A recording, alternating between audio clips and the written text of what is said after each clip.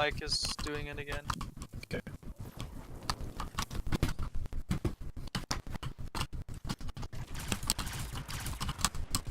Zone B lost.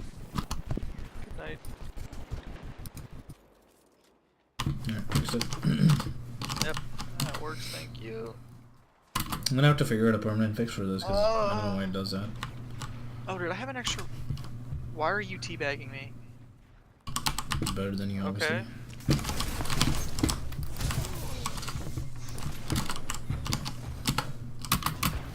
Oh my god.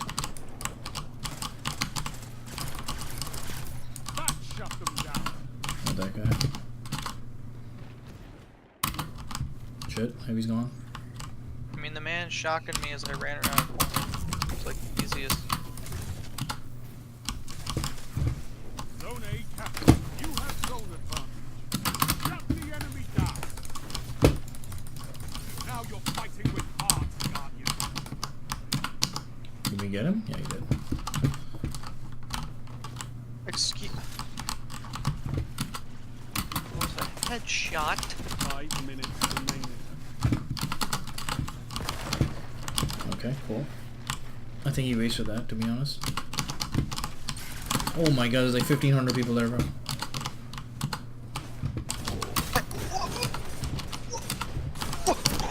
Oh my fucking god, bro. He's one shot though? No, he died to shot. He ain't got 300% health.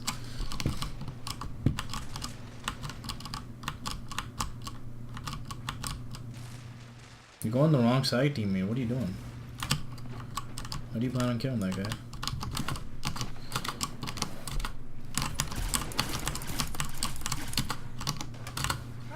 Damn it.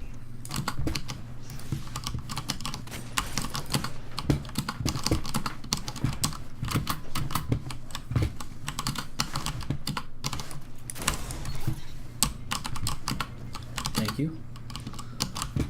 Keep this up and the battle is yours.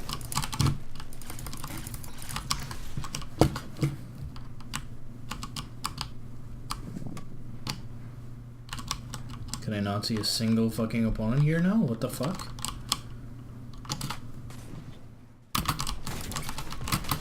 Oh, come. He's dead. I'm dead. Nothing happened. Nothing ever happens to this guy, bro. I can't hit shit right now. Zone A lost.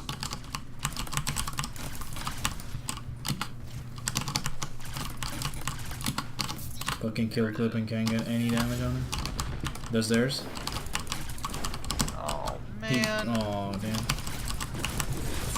Oh my god, bro. He actually gets his super thing back. No, he doesn't have the arms on.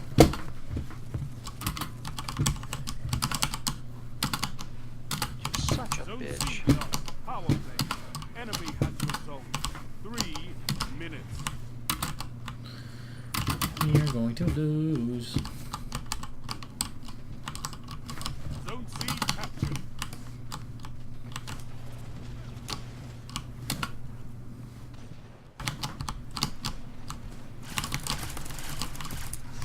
There it is. We have 3 ults, they're none though.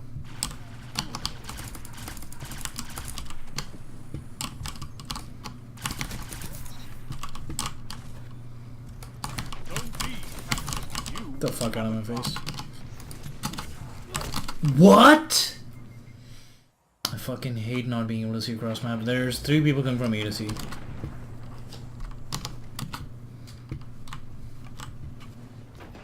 Okay.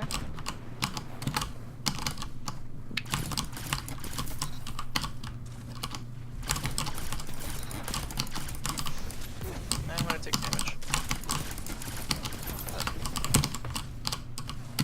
Is there anyone else on there? Yeah, way far back.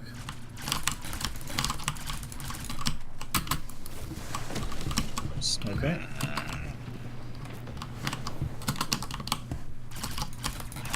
He's absolute holy.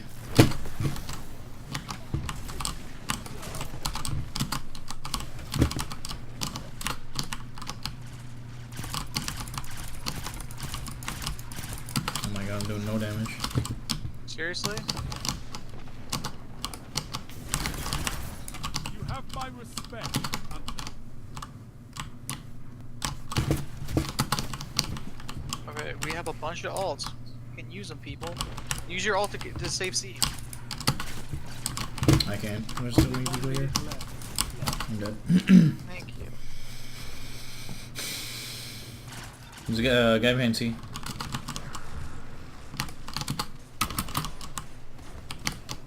Thank you. Good lord.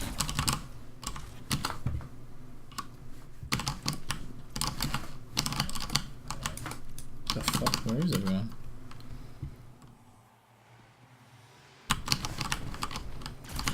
Zone A captured. That's a power play.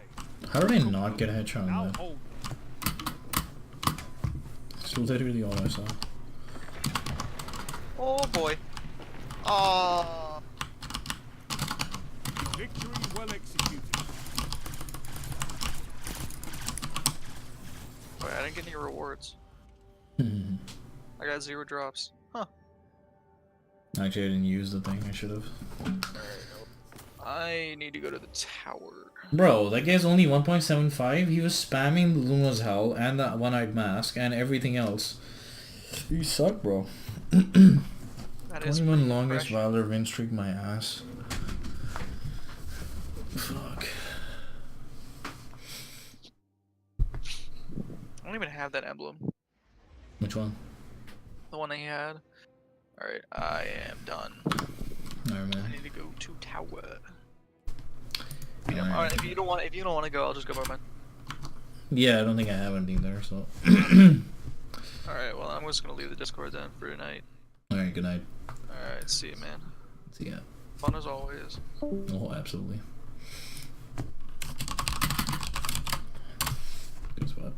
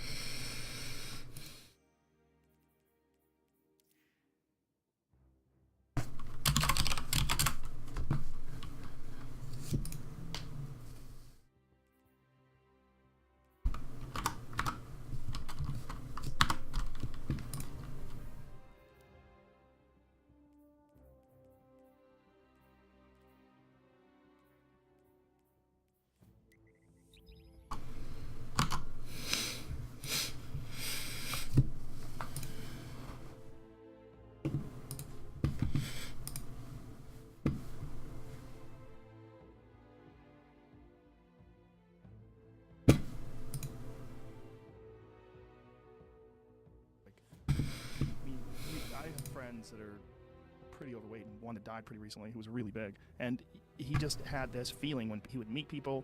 I mean, he talked about it a little bit. He was just obese. You know, it was just this thing where you're just, oh, look at this enormous fat guy, and then to go from that to, oh, there's a guy, there's a normal guy. Yeah. That's just a guy. It's a 168-pound guy, normal, no difference between him and I anybody gotta else. tell you, I know we love to beat up on fat people. Mm. We love to turn it into a character defect, but I gotta tell you, virtually every fat person that I know or that I've taken care of, they are not disproportionately eating more than their peers. In some cases, yes, but not on balance. The problem is that they simply do everything incorrectly metabolically. You know. So their body is functioning incorrectly. Yeah, and it's you know, And it's I think there's a exacerbated by their genetic diet. component. I think there are dietary exacerbations. I think certainly not exercising makes things worse. So there are lots of predisposing factors. But at the end of the day, what's happening is when you and I eat, like let's take a meal that like if you had pancakes, bacon, and scrambled eggs, that would be like a really good mix of, that'd be a third carbs, a third protein, a third fat. So that's like a shit ton of nutrient, right? If you or I ate that, yeah, it probably wouldn't be that good for us. But like you know, let's say we just finished a workout or something. Like we're going to partition such that that glycogen will first and foremost go to replace the muscle and liver stores of glycogen. Because we have bigger muscles and our muscles are more insulin sensitive, we can actually disproportionately put more glycogen into our muscles, into the leg muscles, because you'll have done that run up the hills, right? And then furthermore, when we want to recruit energy again, we'll have the ability to actually go back and get fat. In other words, break down fat at lower ATP demands than necessarily always going to glycogen. So in other words, we partition fuel in a smarter way. And these patients, I mean, you can measure this clinically using something called RER, and of course doing other blood tests. Like they can't break down their own fat. So their body is essentially broken in that regard, and that can be fixed with diet. It's a hard problem because the way I explain it to people is, and clinically I'm not interested in weight loss, right? I mean, that's just not. I'm much more interested in longevity, and yes, sometimes weight loss comes with that. But if I ever get stuck doing weight loss, like I'm doing the wrong thing for my interest. But the way I say to people when they want to lose weight is, look, you don't want to lose weight, you want to lose fat. Let's be very clear on our semantics. Weight is irrelevant, right? Unless you're a cyclist or some athlete for whom the actual scale means something. But for people like us, you want to lose fat, not weight. And then when you say you want to lose fat, what does that mean in English? Well, do you want fewer fat cells, or do you want each fat cell to be smaller? Those are totally different questions. If you want fewer fat cells, have liposuction. But we know that doesn't fix you metabolically. So if you want to be less fat, you have to have smaller fat cells. Now, a fat cell conceptually has 2 inputs and 1 output. So now I say, let's reframe the question. You got a room with 100 people in it. You want fewer people in the room.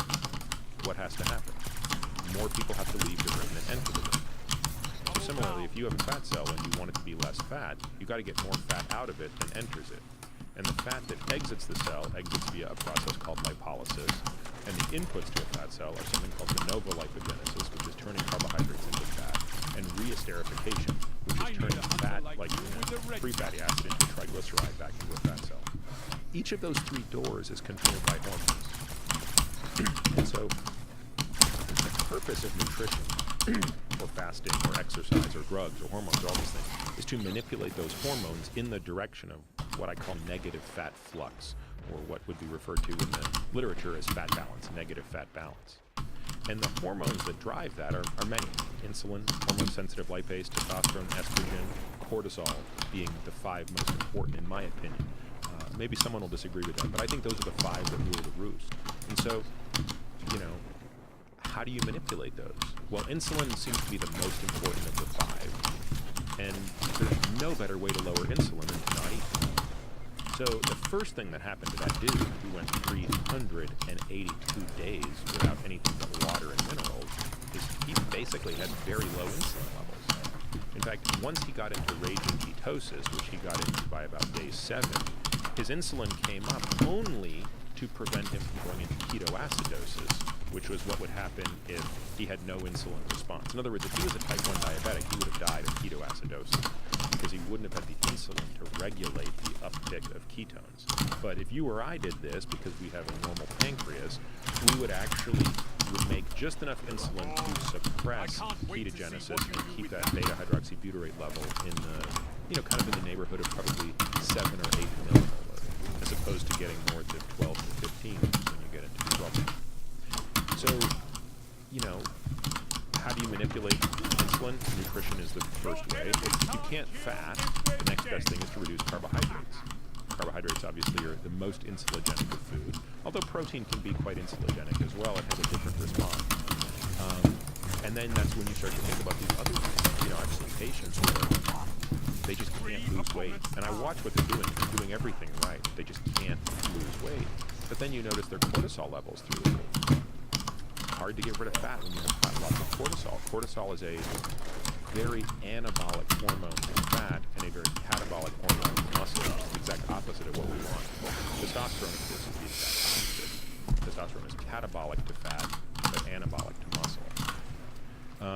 And then, of course, women have a harder time because once women go through menopause, they lose all the estrogen and all the testosterone. And so now they lose 2 hormones that play a very important role in regulating this. So for these people that are having the issue with cortisol levels, that's exacerbated by stress, right? Yes. So stress actually exacerbates your weight gain. Absolutely. In addition to a whole bunch of other stuff. You could literally eat the same diet and gain more weight because of stress. Absolutely. Again, hormones are what's driving fuel partition. You know, you're responsible for what you put in your mouth. But in many ways, at that point, like, the hormones take over and decide where it's going. Keep this up and the battle is yours.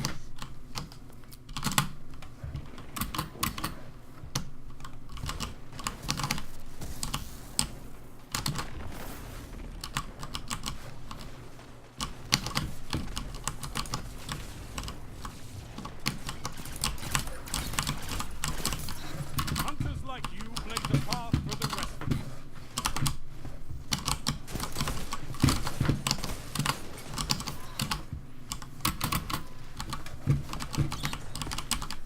5 minutes remaining.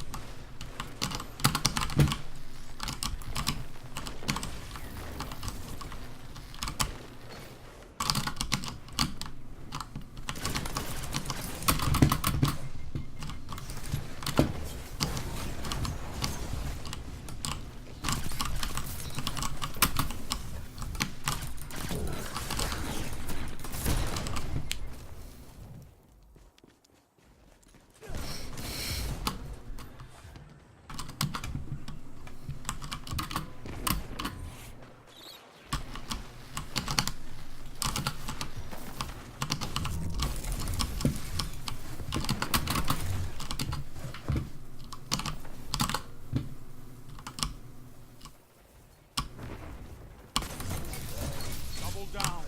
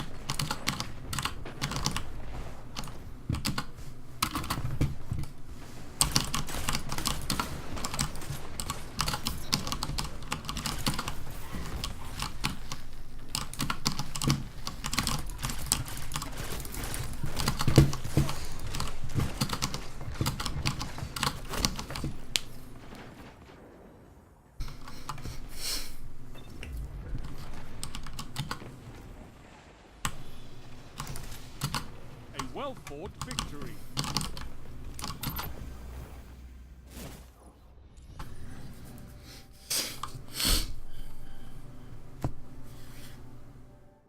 You showed no remorse. That's how you should be on a battlefield.